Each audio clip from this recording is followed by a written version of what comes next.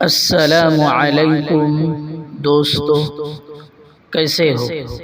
امید کرتا ہوں کہ آپ تمام حضرات خیریت سے اور عافیت سے ہوں گے۔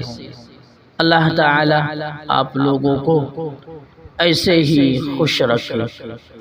آج میں حضرت عمر بن عبدالعزیز رحمۃ اللہ علیہ کی زندگی کا واقعہ آپ سب کو بتاتا ہوں۔ اس سے پہلے کہ اگر آپ ہمارے چینل پر نئے ہیں تو سبسکرائب کریں، لائک شیئر ضرور کریں۔ تو شروع کرتے ہیں واقعہ۔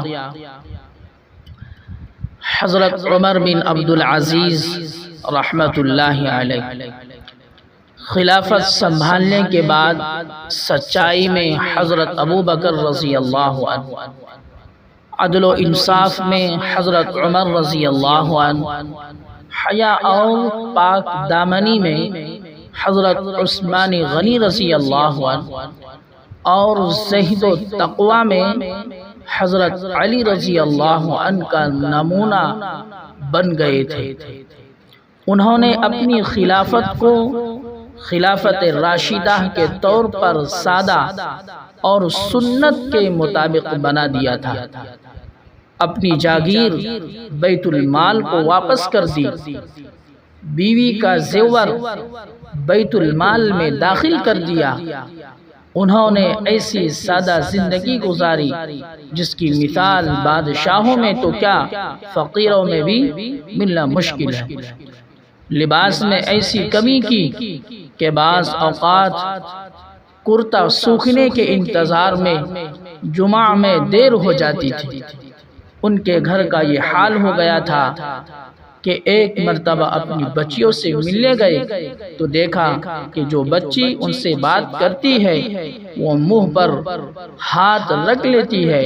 وجہ معلوم کی تو پتہ چلا کہ ان بچیوں نے آج صرف دال اور پیاز کھائی ہے۔ حضرت عمر بن عبدالعزیز رحمۃ اللہ علیہ رونے لگے اور فرمایا، کیا تم اس بات پر راضی ہو کہ تم اچھے کھانا کھاؤ اور تمہارا باپ جہنم میں جائے؟ یہ سن کر ان کی بچیاں بھی رو پڑی۔ حضرت عمر بن عبدالعزیز رحمۃ اللہ علیہ اپنے زمانے میں سب سے بڑی سلطنت کے مالک ہونے کے باوجود خود ان کے پاس ذاتی پیسہ اتنا نہ تھا کہ حج کر سکے۔ اللہ تعالی ہم سبوں کو ان سب باتوں پر عمل کی توفیق عطا فرمائے۔ السلام علیکم ورحمۃ اللہ وبرکاتہ۔